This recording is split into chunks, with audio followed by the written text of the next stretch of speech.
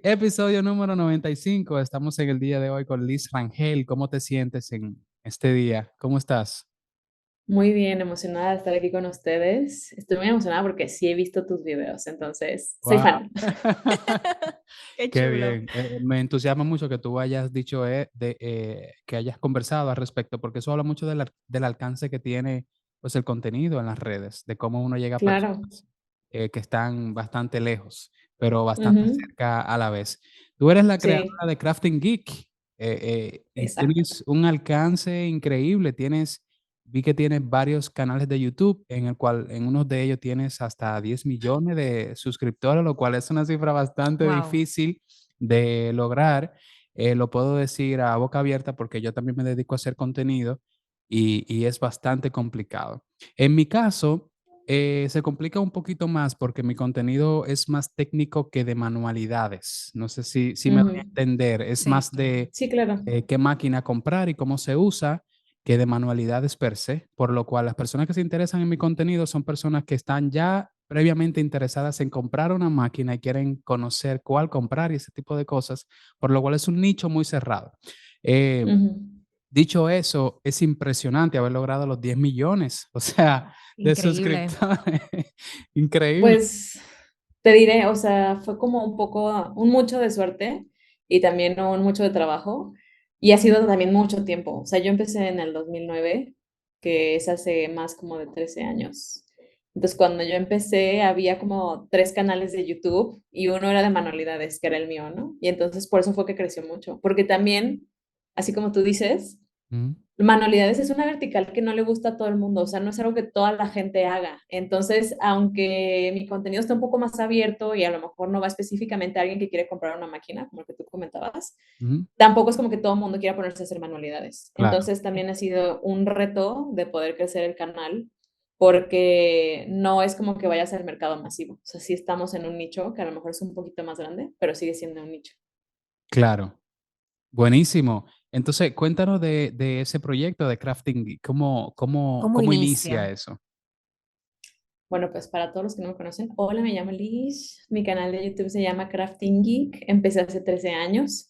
Empecé en la época de la prehistoria de YouTube y de Internet, porque en ese entonces no existían ni Facebook ni Instagram. Creo que ni siquiera teníamos los celulares móviles inteligentes que tenemos ahora. Sí. Entonces yo me grababa con mi cámara de fotitos. Era una cámara de fotos que tenía opción de video. Ni siquiera era una cámara de video. Ok. Wow.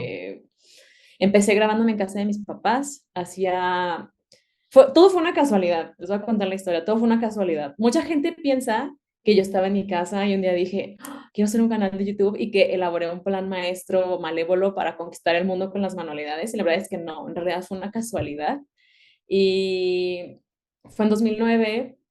Yo estaba en la universidad, siempre me ha gustado un montón hacer contenido. Antes de estar en YouTube, tuve un MySpace, tuve un Blogger, o sea, he tenido mil proyectos. El que casualmente pegó fue el de manualidades. Y lo que pasó fue que en ese entonces, no sé, ustedes están en República Dominicana, ¿verdad? Ajá. Sí. Ujú.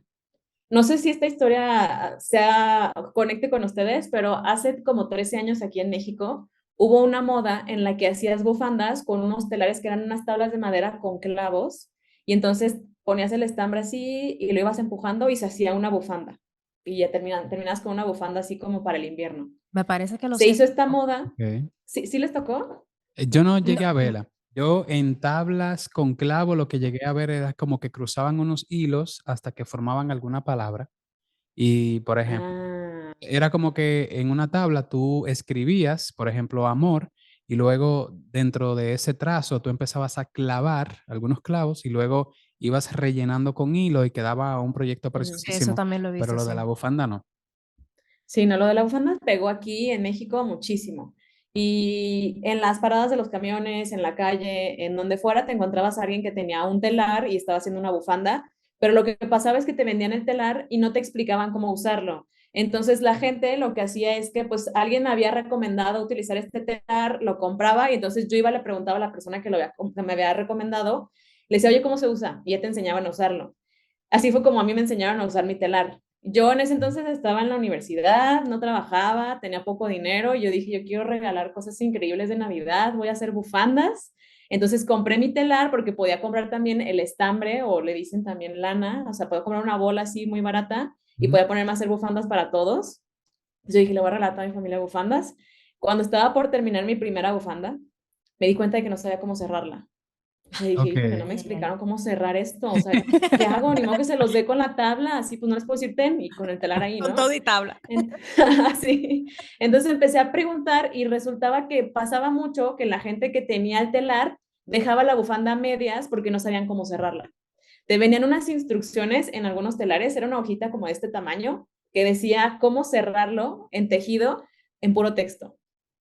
O Claro. sea, lo que me había ayudado la tabla a tejer fácil, me lo destruyó el papelito ese para cerrar mi proyecto. Claro, súper Entonces yo difícil me quedé también de así entender. como, ajá, exacto, o sea, ¿cómo le hago para cerrarlo? No, no sabía cómo hacerle. Y le platiqué a mi mamá, y ya ven cómo son las mamás, bueno, al menos así es mi mamá, si le digo algo, quiere solucionarlo.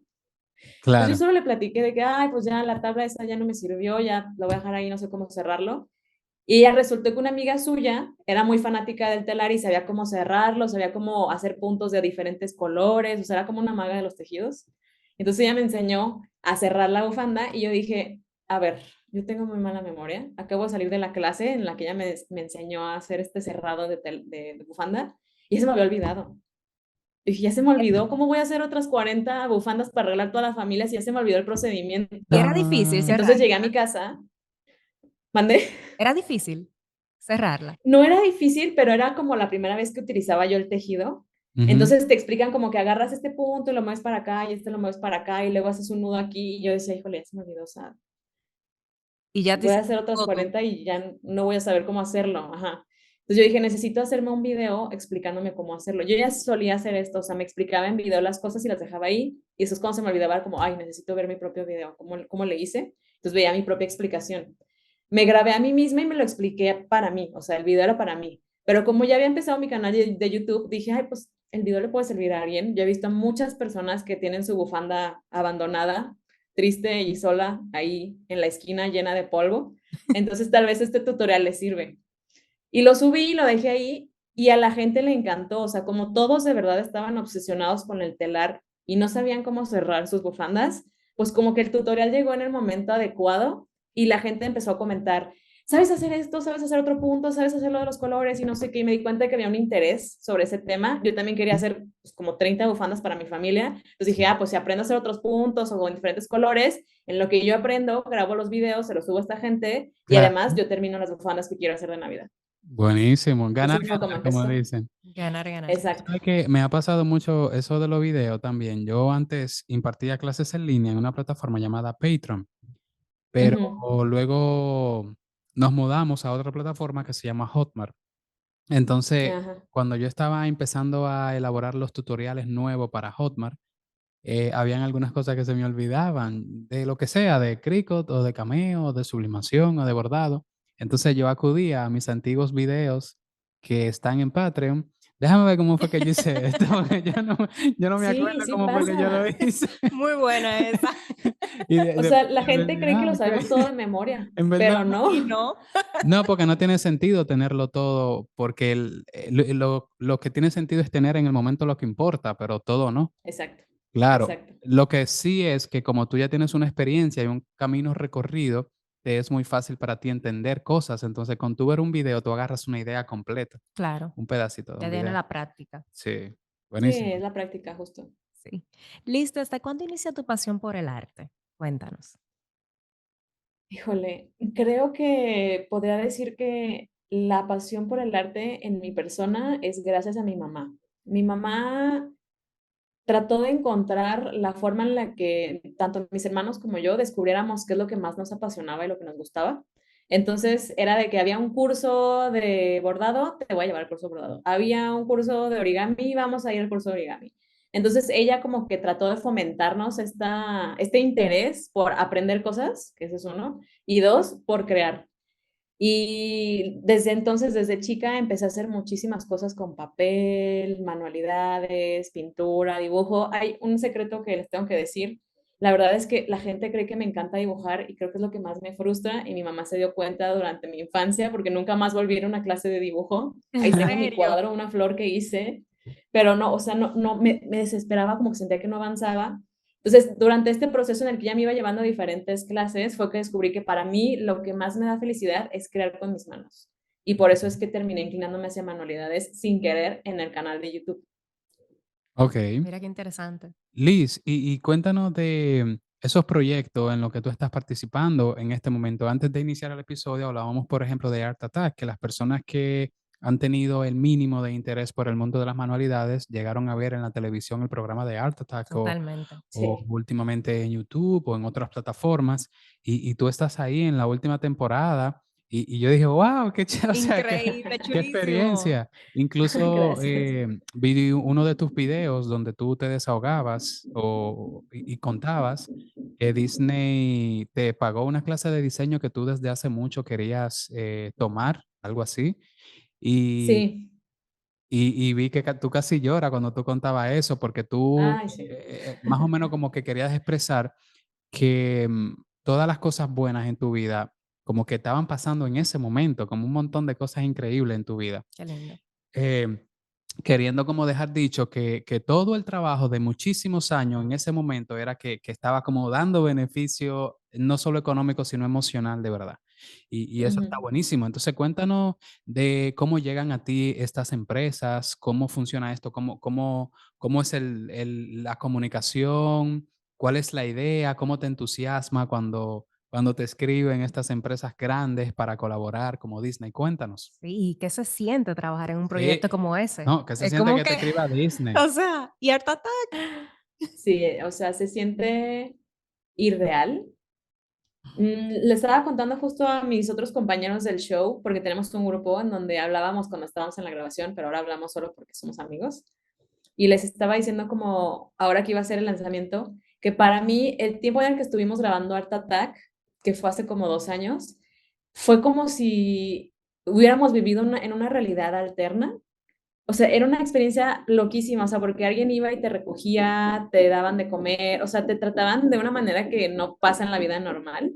Entonces, para mí fue como irreal, así como llegué a México y dije, ¿sí pasó? O será como esas veces que te quedaste dormido y creíste que, o sea, lo soñaste y dijiste, ah, pues no pasó, solo fue un sueño muy padre. Sí, Entonces, es como un sueño, es como una experiencia muy cool de trabajo, es difícil de expresar en palabras, pero creo que el ejemplo sería como cuando has tenido un sueño que siempre has querido realizar y sucede, no importa si no es Disney, puede ser cualquier otra cosa, a lo mejor graduarte de la universidad, o sea, cualquier hito similar en la vida, creo que ese es el sentimiento que te trae lograr algo como, por ejemplo, Art Attack para mí.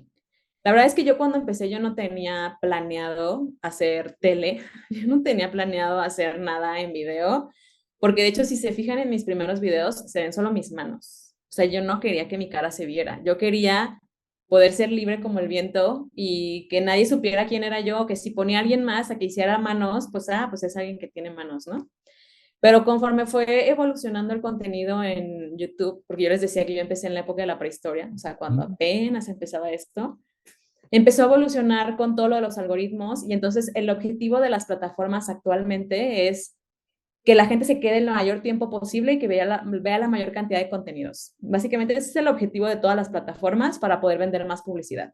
O sea, si no sabían, ya lo saben, es la forma de romper todo lo del algoritmo, pero bueno.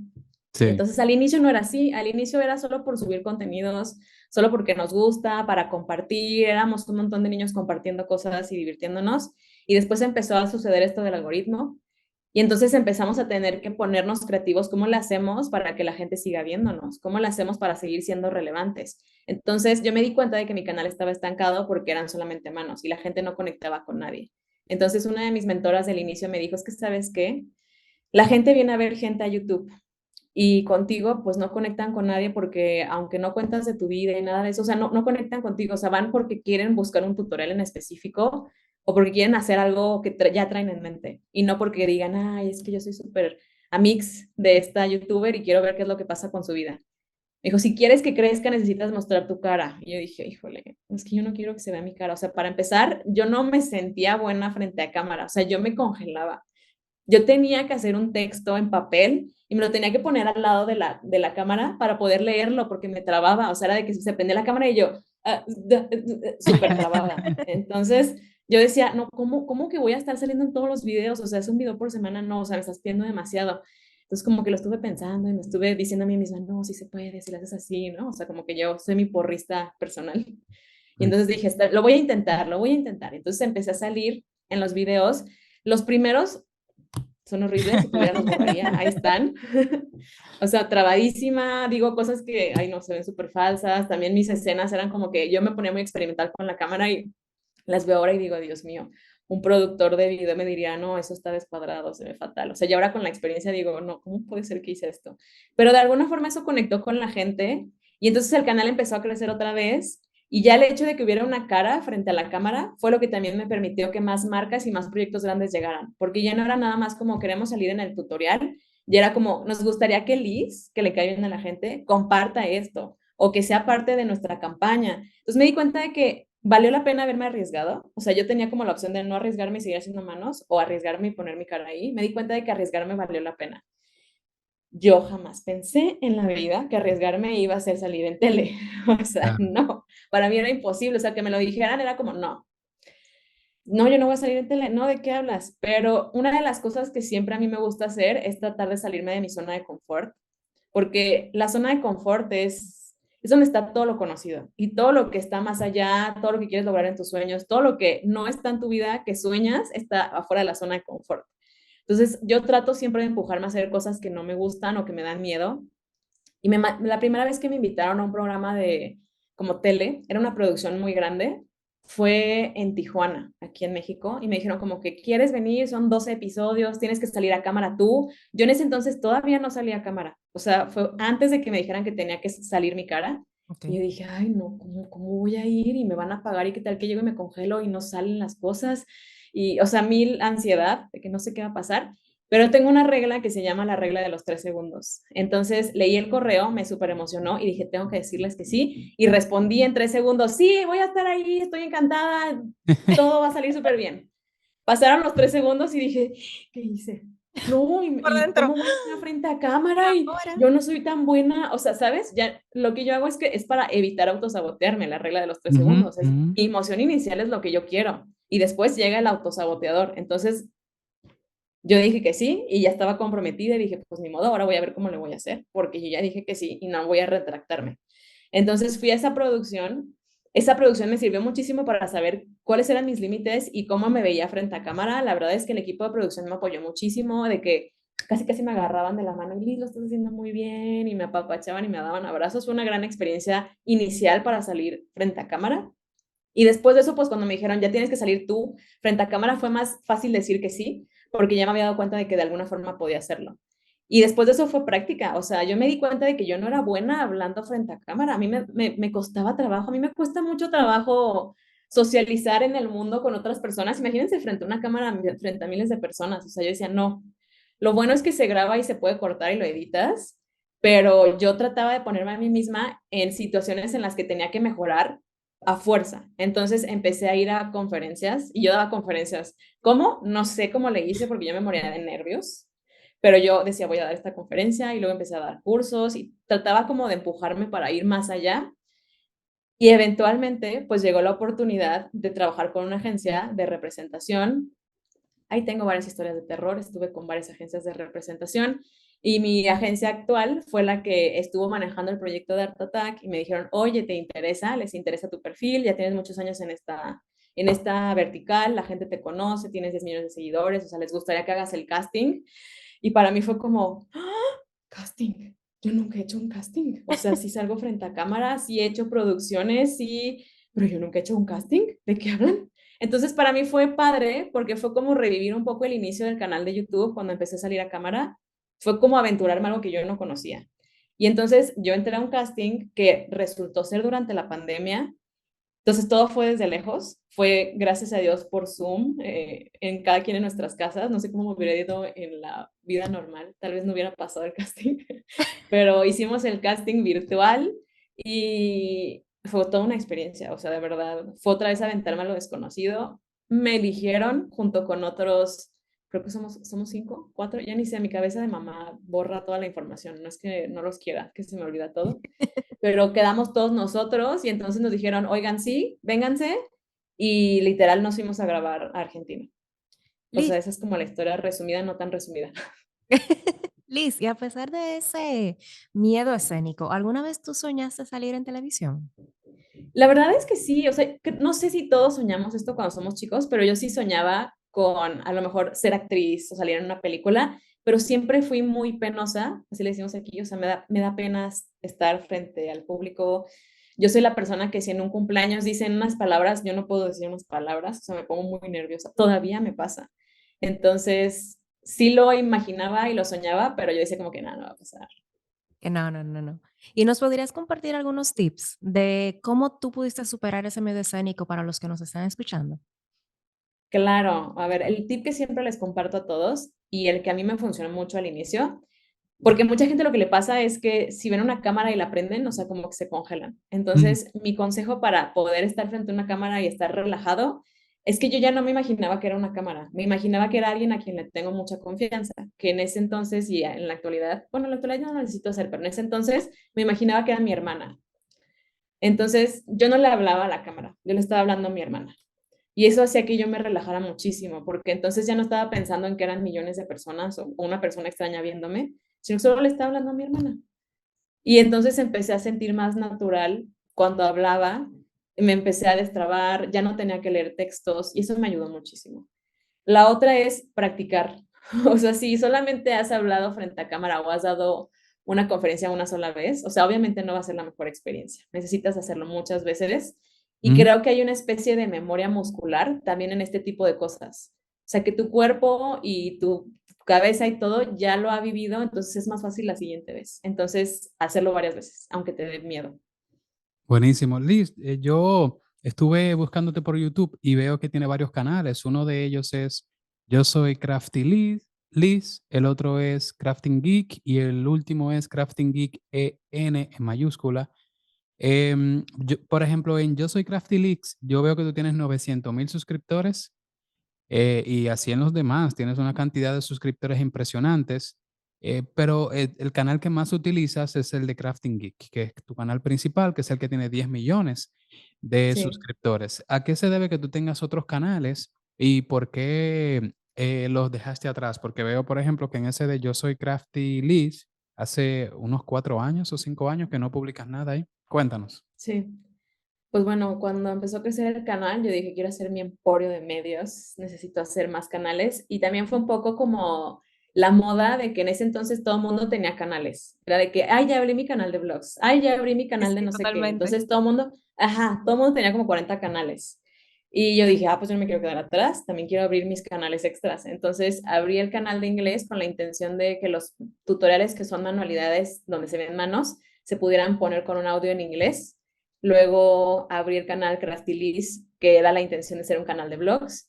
Y después me di cuenta de que hacer un canal de YouTube ya es muy complicado, hacer tres es todavía triplemente complicado. Entonces, resultó que yo me empecé como a descuidar el canal principal, que era el de los 10 millones, y dije, no, o sea, estoy descuidando el canal principal por hacer estos, que les está yendo, más o menos, pero no, o sea, creo que prefiero seguir con el principal. Y entonces, mejor concentré todas mis energías en el principal y por eso llegamos a 10 millones.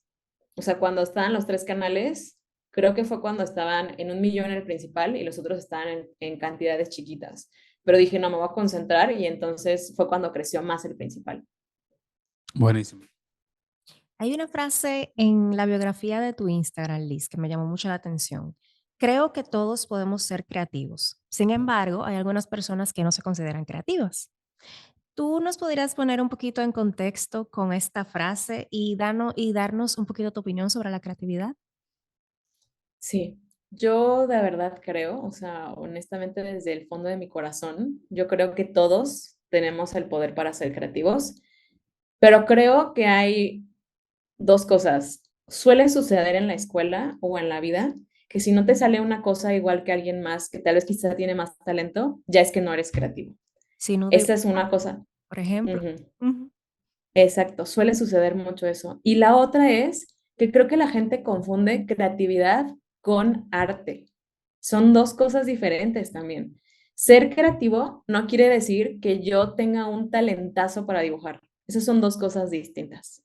Entonces, por eso yo creo que todos tenemos el potencial para ser creativos, porque aunque quizá yo sea contadora, que es una de las profesiones que la gente dice, ay, ¿cómo voy a ser creativo si son contadores, son números? Creo que puede ser un contador muy creativo, o sea, hay formas de hacer estrategias que no son pensadas normales dentro de la contabilidad y eso es una forma de creatividad. Entonces creo que la gente como que no tiene esta claridad de que la creatividad es para todos, el arte también, pero no es lo mismo ser creativo y ser artístico. Entonces, a mí lo que me pasó al inicio cuando empecé a hacer los videos de las bufandas es que mucha gente me veía en la calle y me decía de que, ay, yo hice tus videos, me encanta, no sé qué, pero yo no soy nada creativa. Y a mí me enojaba. Es como que sí, sí eres. Para empezar, no digas que no eres, porque ya lo que dices es lo que sucede. Y segundo, tienes esa capacidad, solo tienes que explotarla, tienes que experimentar y tienes que practicar. O sea, sí o no. Cuando compras tu primera máquina de corte, no te sale la primera vez. Te queda todo chueco, se te mueven las navajas, tal vez cortas el tapete, o sea, te pasan mil cosas. Es lo mismo con cualquier cosa de creatividad y de arte, o sea, con la práctica va a mejorar.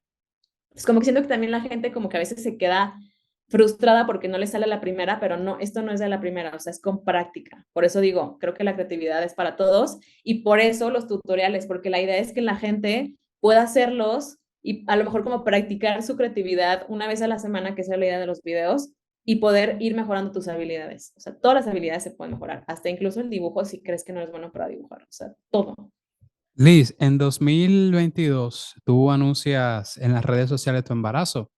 Cuéntanos de cómo te ha cambiado la vida después de. Después de Bueno, esta para empezar, mamá. mi cabeza no es lo mismo. O no sé, ¿alguno de ustedes tiene hijos? Bueno, Ah, yo te voy a decir algo, Liz, antes de que tú continúes. Ella se llama Daniela, tiene 11 meses actualmente. Ya el 3 de octubre cumple Está su añito. chiquita. Sí, el 3 de octubre cumple su añito. Yo cumplo año el 30 de octubre, así que a ella y a mí lo que nos ¡Ah! separa es un cero, o sea, nada. Está buena, ¡Qué está buena padre! esa, está buena esa. Y antes de Daniela, yo decía, yo quiero tres, yo quiero cuatro, yo quiero... Y después de Daniela, Y yo ahora, le digo a mi esposa, bueno, mira, yo te voy a decir la verdad. Si llegamos a un segundo, fue porque Dios lo mandó, porque de milagro. de milagro. Es muy pesado. Mira, o sea, lo que es pesado en realidad es ser un padre responsable, porque tú puedes ser Presente. presente en todo el sentido de la palabra, tener responsabilidad emocional, estar presente en la parte económica, estar pendiente a los procesos de la niña, ayudarla. Daniela no ha ido nunca a la clínica sin mí. Yo siempre estoy presente en cada etapa.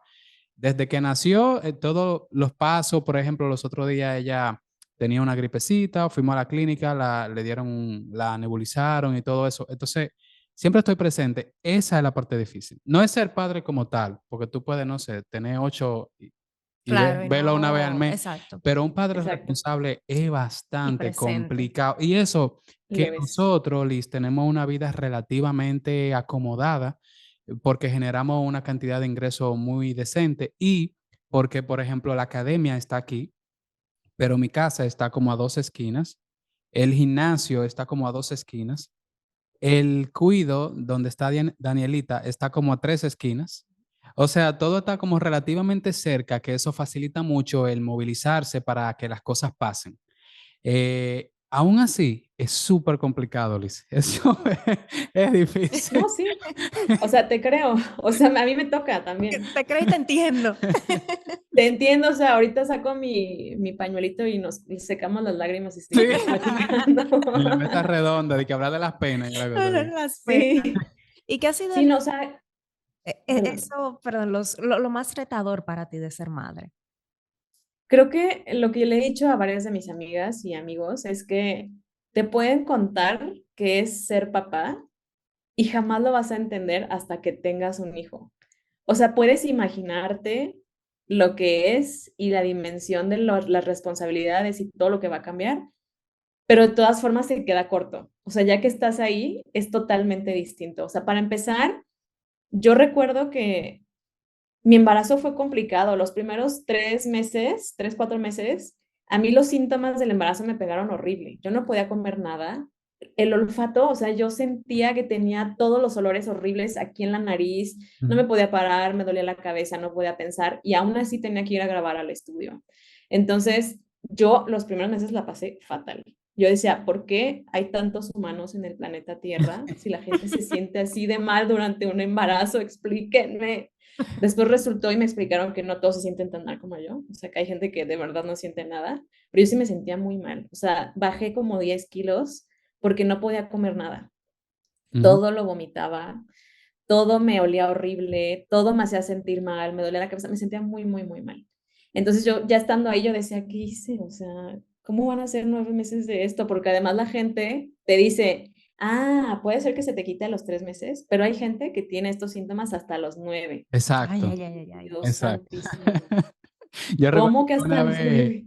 una vez fuimos a una cita donde la ginecóloga de mi esposa y ella, igual que tú, se sintió mal durante todo el embarazo. Ay, no, qué horrible. Y incluso ella vomitaba el agua. Fíjate Sí, que yo tenía que Wow. tomar agua con jengibre, no podía eh, tomar agua normal. ella vomitaba el agua, entonces ella se deshidrataba y teníamos que ir muchas veces a la clínica a ponerle suero, tú sabes, a canalizarla para Ujú. hidratarla, pero a través de las venas. Y yo recuerdo que una vez fuimos a una cita con la ginecóloga y ya cuando estamos saliendo, porque la ginecóloga le había dicho eso mismo, como que a los 3 meses ya ella va a estar bien, que a mucha gente le pasa eso, que a los 3 meses se le quitan los malestares. Pero cuando vamos saliendo, la ginecóloga me agarra y me dice, es posible que dure hasta los 9, así que prepara, Prepárate, Sí, prepárate y prepárala. prepárate y prepárala. Y yo, bueno, pero ella la pasó. Oh, Júpiter, Juniper se llama. se llama Juniper. Y Juniper. justo elegí ese nombre porque suena como Júpiter, Sí, es o sea, verdad, suena yo confundí galáctico. Sí, también. sí, suena como Júpiter. ¿Y por qué, o sea, por qué el nombre? ¿En qué se inspiraron? ¿Es una combinación de qué? ¿O ¿O qué cómo significado nace? tiene para ti? Ujú, No, el Juniper, creo que en inglés se dice Juniper, es un árbol ceremonial que en español creo que se llama enebro, siempre me equivoco, pero creo que es enebro. Y es un árbol que es como religioso, o sea, que en las culturas antiguas y ancestrales se consideraba como algo sagrado. Entonces, yo una vez lo escuché, creo que en una serie o en una película, y dije, ay, suena increíble, suena como Júpiter, suena galáctico, necesito ese nombre cuando tenga un bebé. Entonces, yo lo anoté. Y ya después, cuando fuimos a Corea, mi esposo y yo, me acuerdo que había un árbol que estaba, lo tenían como en una zona de reserva y ujú, tenía un letrero que decía, este árbol de Juniper tiene 1000 años, ha sido parte de toda la historia de Corea y está protegido, no sé qué, bla, bla, bla, ¿no? O sea, como que tenía todo un texto. Entonces ujú. yo lo leí y dije, ay, y yo en mi mente pensé, ay, es que es mi nombre increíble para cuando tenga un bebé. Pero lo padre fue que mi esposo que estaba al lado de mí voltea y me dice, ¿sabes qué? Siempre me ha gustado el nombre Juniper para un bebé. Y yo dije, yo ¿Qué? Wow. nunca le había dicho, yo nunca le había dicho a él que ese era mi nombre secreto de que yo siempre cuando tenga un bebé me gustaría que se llame Juniper. Y él me lo dijo. Yo dije, es una señal. O sea, tiene que llamarse Claro. Juniper si es niña. Y Oye, por y ya eso, que tú mencionas a tu esposo, cuéntanos, yo veo que él también tiene su canal de YouTube, yo lo vi ahí en sí, YouTube y yo, oh, qué bien, él es informático, es él, ¿verdad? sí, Hardwise. Sí, yo lo vi ahí en las redes. Cuéntanos de qué has representado tu esposo para ese crecimiento que tú has tenido. Pues cuando nos conocimos, él no tenía canal de YouTube y es una historia chistosa porque a mí lo que me molestaba en ese entonces, que hace como 13 años, es que siempre que hablaba yo sobre YouTube y sobre que tenía un canal de YouTube, siempre terminaban hablándome sobre Yuya. Así como que todos se sentían expertos y, ah, sí, es que Yuya y no sé qué. Y en ese entonces su canal y mi canal estaban como a la misma par de tamaño de seguidores, ¿no? Entonces yo decía como que, ay, siempre me hablan de Yuya. O sea, como que a mí me frustraba. Y cuando, porque había muchísimos más youtubers y muchísimas más cosas que Sí, yo veía, obviamente, porque estaba dentro de la industria, pero era algo tan nuevo que la gente solamente conocía de ella porque lo publicaban en todos los periódicos y revistas, ¿no? ok. Ujú. Entonces me acuerdo cuando lo conocí a él me dijo es así exactamente, ay, ¿conoces a Yuya? Es una de las youtubers, y yo así de, Ahí Ay, viene esta no, también. empezamos mal. Empezó mal. Y yo así de, a ver, amigo, hay un artículo que hizo YouTube y salgo yo en la misma hoja de la revista con ella, pero bueno, está bien, toda la gente solía siempre mencionarme que, ¿conoces? Y yo de que chinga, ¿no? Entonces, me acuerdo que estuvimos hablando y él no tenía canal de YouTube ni nada, o sea, él se dedicaba a hacer todo esto que es hacking ético, sistemas, seguridad informática, etcétera. Y pues nos caímos muy bien y seguimos hablando y él empezó a interesar todo esto del mundo de los contenidos. Entonces empezamos a salir y yo le dije, ¿sabes qué? O sea, es que creo que ahorita es un buen momento para que empieces un canal de YouTube sobre lo que tú haces, porque no hay nada al respecto allá afuera que sea de entretenimiento.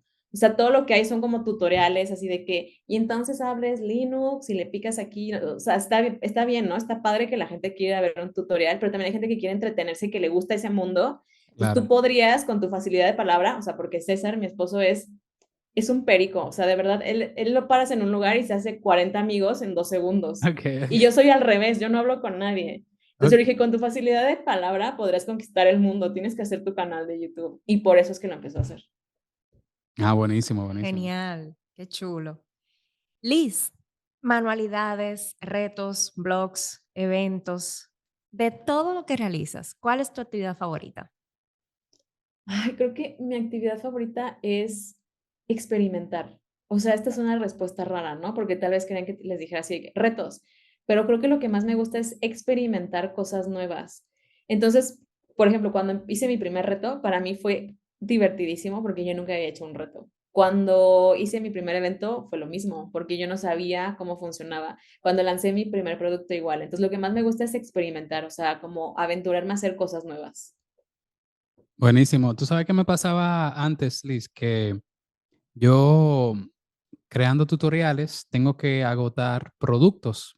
Por poner un ejemplo, si te voy a mostrar cómo funciona una plancha para sublimar un termo o una taza, tengo que sublimar un termo y una taza. Claro. Entonces, pero ese termo y esa taza se me quedan aquí en el espacio de trabajo, Ay, hasta que al sí. final tú tienes un montón de termos, Sí. tazas, rompecabezas, que son cosas que se Ajá. utilizaron en un determinado momento para videos. Y después yo dije, bueno, pues vamos a ponerle foto de Daniela y la vamos regalando a la familia y así No, ya todos tienen vamos. 40 termos, Ajá. después ya no se puede. O, por ejemplo, yo tengo 3 sobrinos y yo lo que hago es que si voy a personalizar una camiseta en un tutorial, lo personalizo con una frase de algún anime que yo sé que ellos ven o algo así, para que sea de su agrado y se lo pongan los t-shirts. En tu caso, ¿qué tú haces con esos proyectos que tú vas creando ahí para tus canales, para tus redes? Me pasó igual, o sea, al principio era como todos mis regalos, todas las manualidades que hacía eran regalos para mis novios de ese entonces o para mis amigos. Después mis amigos ya era de que ya tengo como 50 millones de cartitas, ya las voy a empezar a tirar y triturar. Yo dije, ay no, mi trabajo, tengo que encontrar otra forma como de personalizarlas. Las empecé a hacer vacías para que entonces la gente que me ayudaba con los contenidos les decía, oye, ¿quieres esta cartita? Sí. Y entonces se la llevaban ellas para poder personalizarla. Pero después llegó el punto en el que ya me dijeron, ¿sabes qué? Ya tengo muchísimas cartitas en mi No casa, me o sea, ya mandas no puedo más. seguir teniendo tantas. Entonces fue como, ¿y ahora cómo las hacemos? Las empezamos a guardar, empezamos a hacer un archivo. Entonces de todos los videos teníamos un archivo de producción de esto fue lo que se hizo, estas son las pruebas, no sé qué. Después llegó el punto en el que cuando tuvimos que cerrar el estudio, yo dije, ¿por qué guardé todo esto? O sea, tengo muchísimas cosas guardadas que las pude haber regalado o no sé. Y entonces lo que yo hice fue hacer las cajas misteriosas. Entonces todo lo que todavía estaba en excelentes condiciones, lo metí en cajas misteriosas y los crafters se lo pudieron llevar. Ah, Y así fue buenísimo, como lo hicimos. buenísimo. Wow, qué chulo. Porque de otra forma, o sea, tendría que abrir mi tienda para vender una sola cosa. Y pues no. Claro, claro, claro. Estuviste, Liz, compartiendo en tus redes que hace un tiempo decidiste cerrar tu taller y que esto fue un Ujú. proceso un poquito difícil para ti. Me gustaría que nos contaras un poquito sobre eso y cuáles son tus planes a futuro con Grafting Geek. Sí. Bueno, pues cuando ya estaba en el embarazo, porque todo esto sucede gracias a la bebé, cuando ya estaba embarazada me di cuenta de que la libertad que yo había generado con mi canal de YouTube en realidad no era libertad. Me di cuenta porque en esos primeros 3 meses que me sentía fatal, yo no podía faltar al estudio de todas formas. Yo no podía saltarme las grabaciones, yo tenía que ir todos los días a grabar, porque si yo no grababa, mi equipo no tenía material para trabajar. Y entonces era, pues les estoy pagando la quincena y no están haciendo nada porque yo me siento fatal. Entonces me di cuenta de que era un bonito autotrabajo, un bonito autoempleo, pero que seguía dependiendo de mí. Y entonces me di cuenta de que yo todos estos años había creído que tenía independencia y libertad para hacer lo que yo quisiera, pero no era cierto. Me había metido a mí misma en un sistema y en un proceso en el que todo seguía dependiendo de mí. Por más que lo intentara, yo tenía que estar ahí y no había forma de zafarme. Entonces, dentro de este proceso del embarazo, lo que pasa normalmente en la mente de las mujeres, no sé si es igual con los hombres, aquí nos cuentas ahorita tu experiencia, Sí. es que como que ves tu vida pasar y dices, no sé si quiero que esto suceda así cuando ya esté el bebé aquí, tal vez me gustaría que fuera diferente. Entonces empecé a como a revalorar y me di cuenta de que a mí no me gustaría que mi bebé me conociera en el estado en el que yo estaba cuando tenía el estudio, porque el estudio me di cuenta de que me estresaba mucho, pero yo no me había dado cuenta de que me estresaba mucho porque ya vivía en ese estrés desde hace mucho tiempo y yo sentía que era normal. Era tu normalidad. Entonces me di cuenta de que era normal para mí y yo dije, yo no quiero que mi bebé me conozca estresada. O sea, a mí no me gusta la Lisa estresada que estoy viendo ahorita que estoy embarazada y que me estoy dando cuenta de quién soy. Me gustaría poder estar más relajada, poder pasar tiempo con ella. A lo mejor si hoy no quiero grabar, no grabar en la mañana, a lo mejor grabar en la noche o grabar hasta mañana. O sea, me gustaría poder tener esa libertad. Y me di cuenta de que con el estudio no lo iba a poder hacer. No iba a poder tener esa libertad y entonces iba a querer estar haciendo dos cosas al mismo tiempo, estar con mi bebé, pero también seguir haciendo YouTube como lo estaba haciendo antes. Y me di cuenta de que tenía que dejar ir una.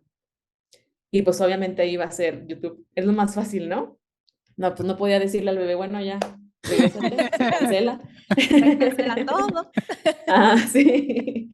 Entonces dije, pues lo más fácil es que reestructure YouTube. Y hubo un intento, hice un intento como de reestructurarlo, estando todavía abierto el estudio y me di cuenta de que no podía, o sea, necesitaba presionar pausa, analizar todo, vivir el momento del embarazo y todas las etapas, porque también pues vas cambiando, te sientes más cansada, etcétera, y reestructurar. Y oficialmente cerré el estudio hace casi un año, fue el 15 de septiembre, y le estaba diciendo justo a mis papás hace poco, apenas pasó un año y apenas ya sé cuál quiero que sea el nuevo proceso de Crafting Geek, qué es lo nuevo que me gustaría hacer, en qué me gustaría enfocarme, pero pasó un año. O sea, imagínense si no hubiera cerrado el estudio, o sea, hubiera sido un caos, o Claro. sea, un caos financiero, un caos como mamá, un caos Emocional. emocional como Ujú. persona, o sea, no hubiera podido vivir. Entonces sí fue la mejor decisión cerrar el estudio temporalmente. Entonces, ¿es como un plan secreto lo del futuro de Crafting Geek o es algo que tú puedas compartir en este momento? Pinceladas, Es como, Un pinceladas. poco, es una como un pizquita, plan aunque secreto, sea. pero te puedo dar pinceladas, como dices. Pinceladas, Ok, ok, pinceladas. ok. Yo hace mucho tiempo me di cuenta de que la marca Crafting Geek no es tanto marca mía. O sea, siento como que yo soy como la guardiana de Crafting Geek y ahí me toca como organizarla para llevarla al mundo.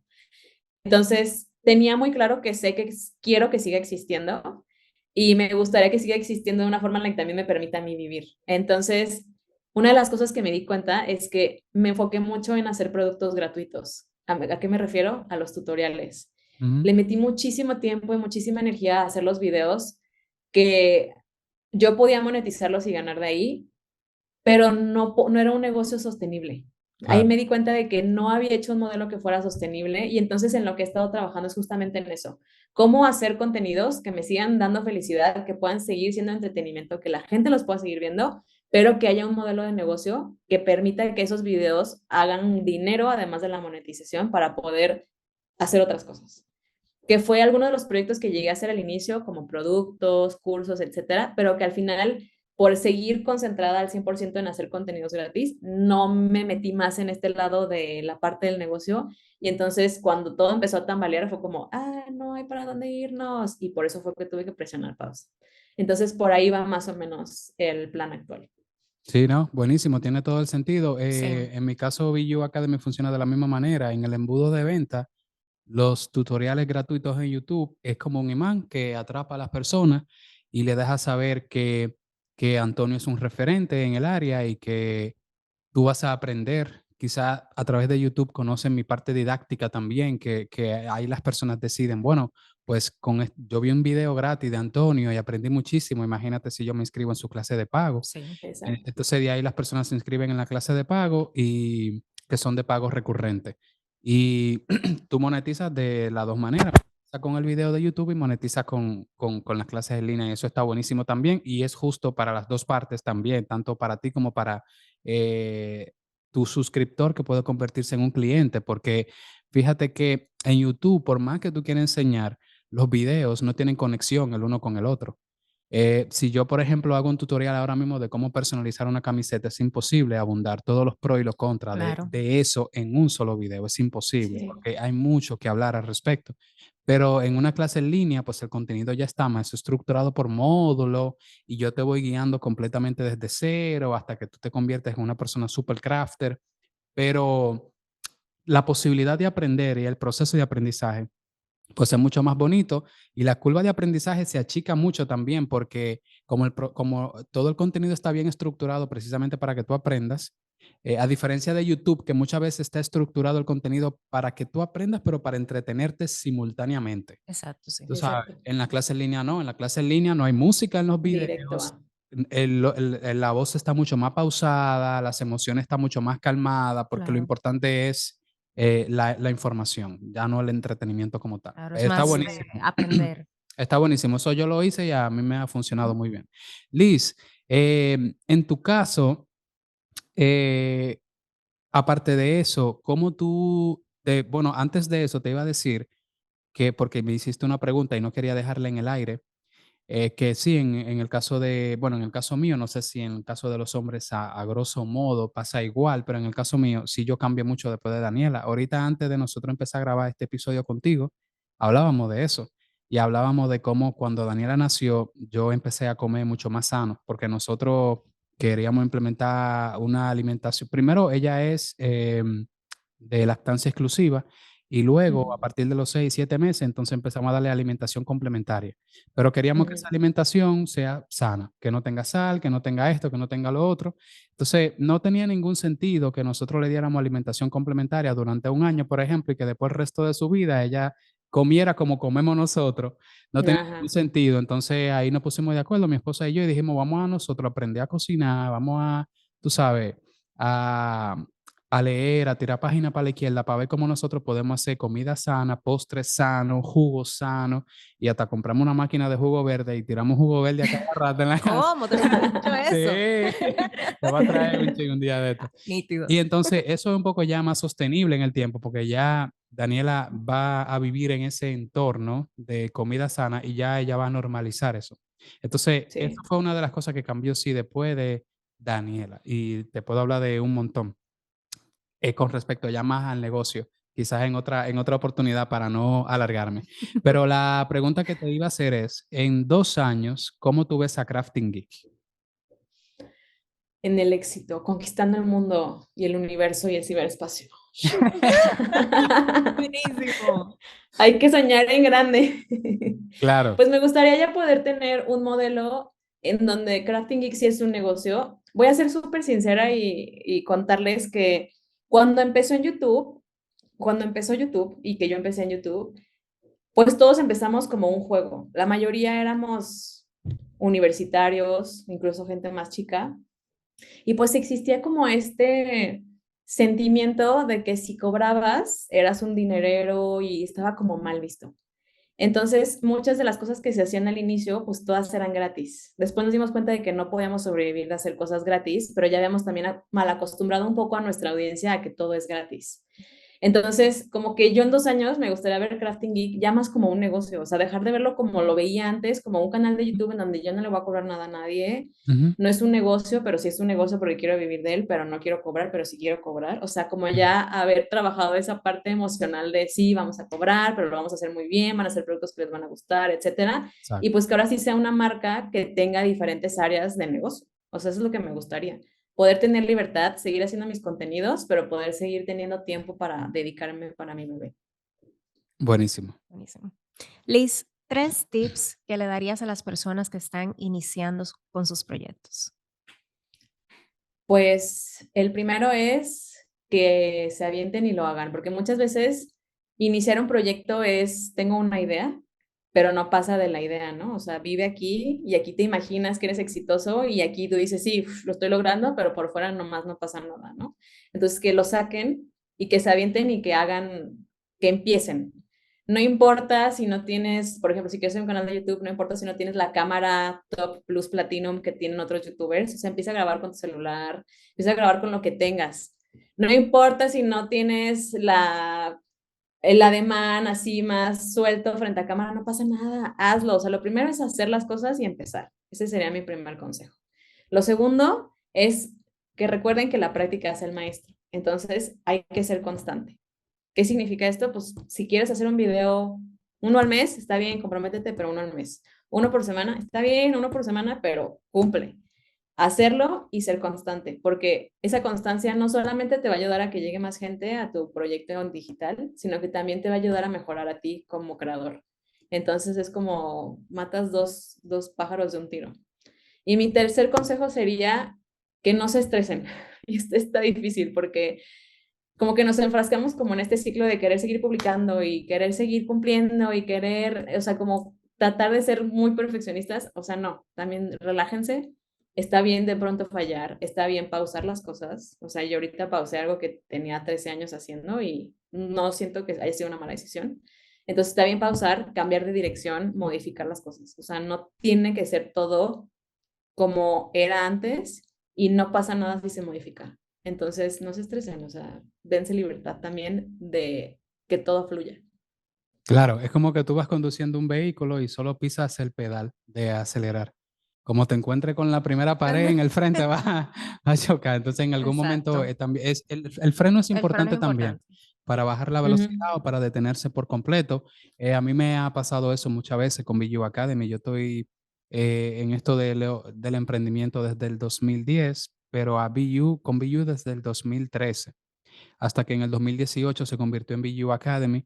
Así que tenemos mucho rato estresado, bastante rato estresado. Sí, entonces hemos aprendido sobre el estrés y sobre la pausa también. Liz, ¿hay una frase bajo la cual tu comunidad te conozca? Te voy a contar la mía y cómo nació para que tú me cuentes alguna frase o palabra bajo la cual tu comunidad como que se identifica contigo. Bueno, Ok. un día yo voy llegando aquí a la academia, no tengo mucho ánimo de grabar, pero hay que grabar por el tema de la disciplina y la constancia, hacer lo que hay que hacer, aunque sientas que no quieres hacerlo. Eh, Ujú. y empiezo yo, hola, ¿qué tal? Pero con una energía, pero tremenda, que yo mismo me incité porque no era como realmente yo me sentía. Hola, ¿qué tal? Entonces, subimos ese video como algo normal, como nuestro trabajo. Tú sabes, ya los videos aquí están muy normalizados en el sentido de que ya sabemos Ujú. cómo se graban, ya sabemos las escenas, ya sabemos la edición que pasa, ya sabemos la miniatura, cómo van a funcionar. Entonces, fue un día como normal. Pero cuando subimos el video, la gente empezó a destacar el hola, ¿qué tal? Del principio. ¿Qué pasa? Que al siguiente día volvemos a grabar. Yo no inicio con el hola, ¿qué tal? Porque para mí fue algo, tú sabes, Del del momento. momento. Y la gente en los comentarios empezó a decir de que Antonio, qué decepción. Si tú no vuelves a decir el hola, ¿qué tal? Me voy a quitar. Me suscribo. No vuelvo un video Me tuyo. desuscribo. Entonces ya yo me veo obligado a decir en todos los tutoriales, por lo menos en YouTube, en la clase en línea, ya yo no, ya voy un poco más suave de energía. Eh, Hola, ¿qué tal? Y de hecho la frase se quedó tanto que la tenemos aquí en el mural, en la parte de Sí. atrás. Sí. Entonces, en tu caso, hay una frase que en algún momento tú la dijiste, a la gente le enganchó y tú seguiste Hay dos. diciéndola. ¿Cuáles son esas? La primera creo que sería Hola Crafters, Ok, porque empecé a saludar en todos mis videos como Hola Crafters, y así, ¿no? Entonces todos los videos eran igual. sí. Y llegó un punto en el que dije, ay, ya Marta, debes decir el Hola Crafters, Sí, porque como que ya. seguro la gente va a decir, ay, ya, pues qué bueno que no lo dijo porque lo dice en todos los videos. Pasó lo que dijiste. No empecé el video con Hola Crafters y fue ¿Por como, Liz, qué? estás ¿Y enojada, qué ¿por qué no me pasa? saludaste? Y me di cuenta que tenía que ¿Por qué traer el no Hola estás Crafters de presente? regreso. Ok, ¿y la Sí. otra cuál era? La otra es Lista para crear. Esa nació en Art Attack Ok. porque como me llamo Liz, empezaron a jugar con mi nombre y decían que soy muy lista porque me gusta hacer Ok. listas. Oh, Entonces, ok, yo soy la ok. persona que hace listas, o sea, si vamos a hacer un proyecto es como, ok, entonces vamos a anotar, hay que hacer esto, y yo necesito anotar las cosas porque si no en mi cerebro, puff, se fueron y Claro. ya Ok, Como crear desaparecieron como y que ya la se me olvidó. estructura, siempre una pero que se estructura. vea. Sí, o sea, necesito anotarlo y verlo, si no, no mi Hacerlo a cerebro no lo mano. guarda, se borra. Ujú. Entonces, por eso fue Liz la de las listas. Y entonces ya después era, estoy lista para crear, y se quedó la frase de lista para crear. Buenísimo. Liz, Sí. ya para cerrar, un consejo que tú le darías a las personas que están iniciando con un emprendimiento, ¿cuál sería? Y yo, ¿cuántos consejos se pueden dar, pero cuál sería el mejor para alguien que inicia? Mi consejo para alguien que inicia un emprendimiento sería que no se rindan. En el mundo del emprendimiento estamos acostumbrados a ver a alguien que ya tiene mucho tiempo avanzado, que ya pasó por varios baches, que ya se topó con varias cosas, que las ha superado, y entonces vemos la parte bonita y perfecta, pero no es así al inicio. Al inicio a todos nos toca que calculamos mal los precios, que no recuperamos el dinero, que a lo mejor vendimos algo y que el cliente no vino y no lo quedamos y ya perdimos lo de la materia prima. O sea, todo el mundo nos pasan esas cosas y que se den cuenta de que está bien. Es parte del proceso. No es que somos un fracaso, así es para todos y es normal. O sea, está bien empezar y que no todo sea perfecto. O sea, así son los negocios. Lo Bu- importante es, y que es lo que siempre le digo a la gente, es aprender de esas cosas que nos pasan. Lo que no está bien es que no aprendas y que te sigan pasando. Entonces, tomarlo como una especie como de escuela. Todas esas cosas van pasando porque te van preparando para algo que va a pasar después, que a lo mejor es todavía más difícil. Entonces, cuando algo les pase, piensen en que es una preparación para la siguiente etapa. Y entonces llegas a esa etapa y ahí te pasa algo y dices, híjole, me pasó. No importa, es una preparación para la siguiente etapa. Eso quiere decir que va a haber otra etapa más arriba. Entonces, tómenlo así, como preparación para la siguiente etapa, no es un fracaso. Increíble Me encantó. episodio número 95. Estuvimos en el día de hoy con Liz Rangel. La pueden encontrar en Instagram como Crafting Geek y en YouTube también. De igual forma, nosotros en la descripción de este episodio dejamos el link a sus redes sociales. Muchísimas gracias por estar aquí con nosotros, Liz. Gracias, Liz. No, a ustedes por la invitación. Listo, y esperando desde el alma que este episodio le haya encantado a las personas que lo escucharon y que hayan aprovechado un montón los tips y consejos de Liz. Liz, muchísimas gracias y para adelante. Muchas gracias a ustedes y espero que pronto nos juntemos para crear. Sí, Uy, buenísimo. bueno, nosotros estamos listos para crear aquí. Listos para Yo crear. también, lista. Cuídate mucho, bye. Muchas gracias, adiós. Bye.